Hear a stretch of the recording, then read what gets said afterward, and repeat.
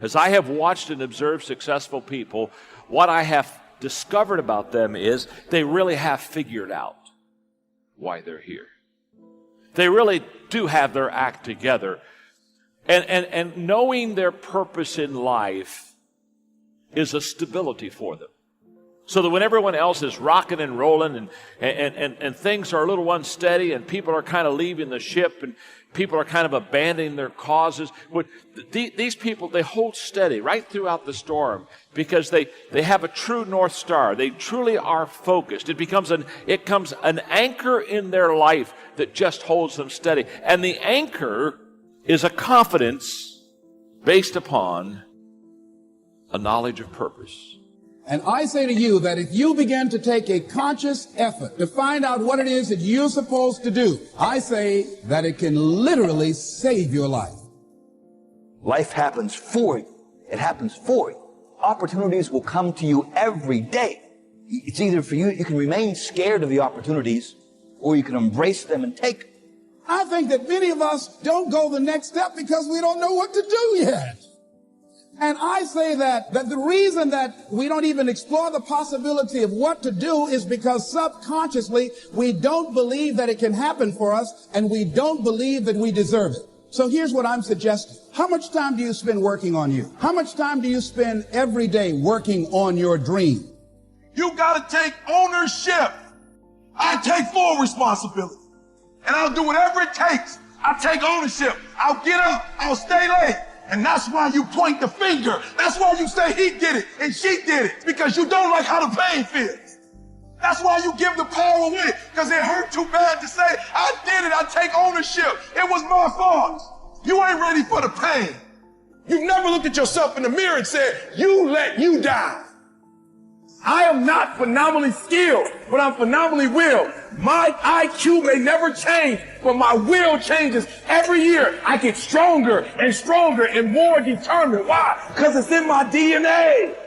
Now, I have found most people want to improve their income. You know, there's two things that you must know if you really want to create wealth. You have to know where you are, and you have to know where you're going. Now, that is so simple and so obvious. Why are so many people stuck? Think about it for a moment. Really give it serious thought. Now, I used to think, and I think most people do, these people don't have goals. But, you know, they may not have taken a pen and really clearly defined their goal, but I think they do have a target. They want to make things better. I don't think that's where the problem is. I think the problem's right down here in where we are. Most people don't know why they're where they are. You see, I have found one thing. Everyone knows how to do a better job than they're doing. That's not the problem. We do know how. The problem is we're not doing what we know how to do. Why aren't we? Well, there's an answer to that, and there's your answer. It's paradigms. Paradigms are the problem. Why is it that paradigms are holding us back? Well, I think we have to ask ourselves, what is a paradigm? A paradigm is a mental program that has almost exclusive control over our habitual behavior.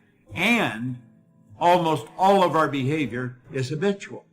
You know, Joel Barker wrote a book on paradigms way back around 1990. He said to be able to shape your future, you have to be willing and able to change your paradigm. Success is a doing. You've got to actually do it. Activity is high priority in the life process to try to get maximum benefit out of what we have available. Activity. Now, here's an important question. What is your philosophy about activity? What about hard work? What about long hours? What about full days? If you're doing something, how hard should you go at it? How much time should you put in? Everybody has to develop their philosophy about activity. Just by way of review, let me quote you. Old Testament says, 6 days activity, 1 day rest. That's called philosophy of ratio of activity. What is a good ratio of rest and activity? Old Testament says 6 days of one, 1 day of the other. We've all got to have a philosophy about activity, because your philosophy of activity will affect the rest of your life. Not to think so is naive. Your gift will make room for you. Now, what is your gift? It's the thing that you do the absolute best with the least amount of effort. That's your gift. Quit running away from the gift. It's the stuff that has consequence. It's family, it's weighty. work. That's Yeah, exactly well, right. Freedom is. But we're not teaching young men that. No. Intentionally, that's the other thing I wanted to get to, but go ahead. Right. I think it's intentional. Well, I think it is too, because it's part and parcel of the idea that the productive activity of young men, and this also goes for the masculine, symbolically masculine activity of young women, by the way, but the productive activity of young men is indistinguishable from the force that gives rise to the crushing tyranny of the patriarchy. It's like, well, and that also gives young men a moral excuse not to engage in life. It's like, well, productive activity is for fools. I see it all the time. I've been told I'm a horrible person my whole life. What use is this to me? I'm going to go play video games in my basement. Yeah, well, and it gives an excuse to the useless part of men that don't want to succeed, because it's easy to sit around. I mean, it isn't, because the long-term consequences of that are just absolutely devastating. Yes. But see, so when we have a discussion about freedom, we might also say, well, the freedom is, I think this is right, it's freedom to pick your poison. It's freedom to pick your responsibility. That's correct. And you might say, well, that there's a set of weights in front of you that you have to pick up in order to stand yourself. Because that's the other thing I think about human beings. Well, conscientiousness is a trait. And we don't have an animal model for conscientiousness. In fact, we don't understand conscientiousness at all from a psychological perspective. Or Darwinian perspective. Well, that's more complicated, because conscientious men tend to do better, and so they're going to be more successful. But we don't have a model for what conscientiousness is. But conscientiousness is, at least in part, the necessity to carry a load for yourself and for other people, or to suffer guilt and shame as a consequence. And so that seems built in, especially to conscientious people. Now, conscientious people tend to be more conservative, because that's one of the predictors of conservatism. But it could easily be that freedom is the freedom to choose your yoke, let's say. And then you choose the weight that you have to carry, so that you can justify your miserable existence to yourself, so that you can go to bed at the end of the night and you can think, look, I did what I needed to do to set things right today, and I don't have to carry the existential weight around of my failure and uselessness as a consequence. The existential psychologists in the 1950s who emerged out of the chaos of World War II were very much concentrated on the idea of existential guilt, that you owed being a ransom for your existence. And the way that you paid that ransom was to work for the betterment of being. I mean, it's a very ancient idea, but it is the one idea, I think, that gives people the self-respect, not self-esteem, the self-respect that's necessary to carry them through terrible times. When I'm asked, well, what has Jordan Peterson done for your members, people you know, I say, he has them to stop acting like Peter Pan, so that they can actually be a man and not a boy. Now, the Peter Pan story is a really interesting one, because Peter Pan means everything, right? Technically, that's what Pan means. And Peter Pan wants to be a child because a child can be anything, can be everything, right? So what you have in childhood is that a plethora of potential. And the problem with growing up is that you have to sacrifice that Pan potential for a defined actuality, right? That's to grow up and become something instead of staying potentially anything. Now, the problem with Peter Pan is that he looks into the world and sees Captain Hook as his role model, right? And so that's his model for adulthood. And Hook is terrified of death. That's the crocodile that's chasing him with the clock in his stomach. And the crocodile already has a piece of him. It's got a taste of him. And so Hook is constantly chased by the dragon of chaos, essentially, that's already got a taste of him. And because Hook is terrified of his own mortality and terrified in general, he's a tyrant.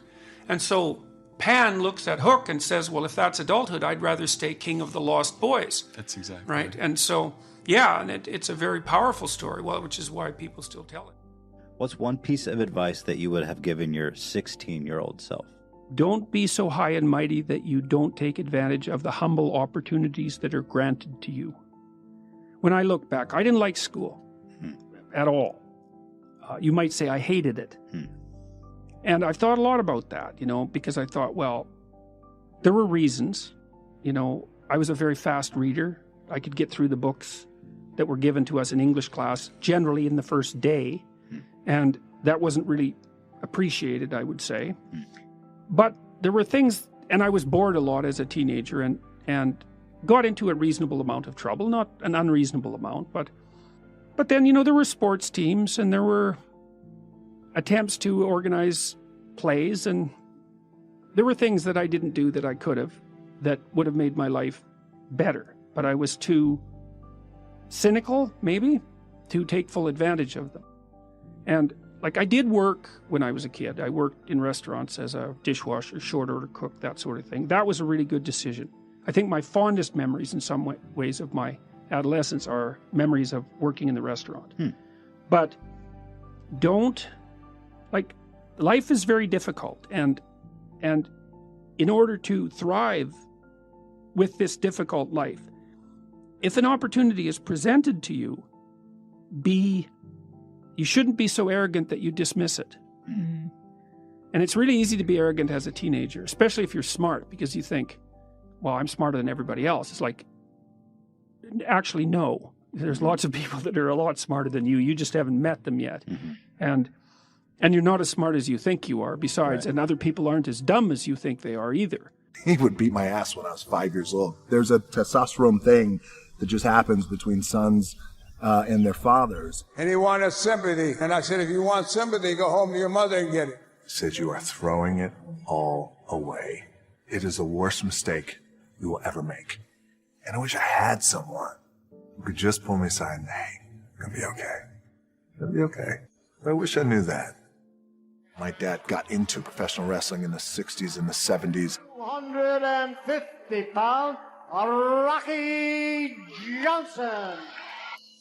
Where it was an all-white wrestling business, an all-white audience. And at that time in the late 60s, where racial tension and divide was still very strong and the wounds were still there. But he was able to change behavior, the audience's behavior. So this all-white audience who would never cheer a black man cheered him in these arenas. He would get up at usually 5:30 in the morning, and he would say, if I get up, you're going to get up too. Yes. And I wouldn't work out, but he would just make sure that I was there and be with him. And that was our time that we could spend together. My dad always said too, that regardless of what you do in life and where you go, respect is going to be given when it's earned, and you have to go out and earn it every single day. The thing that has worked for me is to remember the hard times. I was evicted when I was 14. We were kicked off the island. We couldn't live in Hawaii. Had no place to live. My mom and I came home, and I'll never forget, the rent was $180 a week. And there was an eviction a week. And there was an eviction notice on the door. And it was the final eviction notice. My mom started crying, and I never forgot in that moment. It was a seminal moment for me because I felt like I never want to be in this position again. What can I do? So at 14 years old, I thought, well, the heroes in my life, Muhammad Ali, for example, professional wrestlers, they're all men who have worked hard with their hands and they built their body. Yes, that's what I'm going to do. I'm going to do what my dad taught me and these other heroes. I'm going to go build my body so we're never evicted again. And at that time, we were at an all-time low, I think, with our family. And I am already a pretty big boy, 6'4", 200, maybe 20, 25 pounds. I had a very bad mustache. I had a chip on my shoulder. Fresh into this high school in Bethlehem, Pennsylvania, Freedom High School. A teacher comes in. His name is Jody Swick. Tough guy. He shook my hand. I'll never forget that shake. He said, I want you to do something for me. Yes? I want you to come out and play football for me. I said, okay. And I went out and I played football for Jody Swick. And he was our head football coach. And he became a father figure to me and a mentor. I fell in love with the game of football, and I started getting recruited from every college across the country. My thought process started to change. That's when I started thinking about goals and what I wanted to accomplish. My goal was to play in the NFL. Again, because we didn't have a lot of money, so I wanted to be the first one to buy my parents a house, and the dream didn't come true. I didn't get drafted. I didn't get any offers, nothing. I had to work up in Canada at the Canadian Football League. When I was cut from there, my dad had to come pick me up, And I'll never forget, we were on I-75. He lived in Tampa, came to Miami, got in his pickup truck. We drove up I-75. And I'm 23 years old. I am forced to move back in with my parents. He got sassy with me one time. It was about 1.5 miles from home. And he wanted sympathy. And it was pouring down rain. And I said, if you want sympathy, go home to your mother and get it. And I wish I had someone at that time who could just pull me aside and, hey, it's going to be okay. After about a month and a half of staying in that little apartment and cleaning, I got a phone call from the head coach of the team who cut me, the head coach of the Calgary Stampeders. He called me and he said, hey, I know we cut you, but I'd like you to come back. I said, okay, I appreciate that, coach. Thank you very much. I'll think about it. He said, okay, great. I hung up the phone, and my dad said, you're going to do it, right? I said, no, I don't think so. And he goes, what? I said, my gut tells me I'm done. He said, what are you going to do? I took a deep breath. I said, I'd like to get into the business. He said, what business? I said, the wrestling business. He said, you are throwing it all away. It is the worst mistake you will ever make. He said, you're ruining your career. At that time, we were living in a small apartment in Tampa, Florida, and he said, look around. This is what I have. I don't have anything. And I don't want that for you. I said, maybe I'll be no good. But I feel like in my heart I have to do this.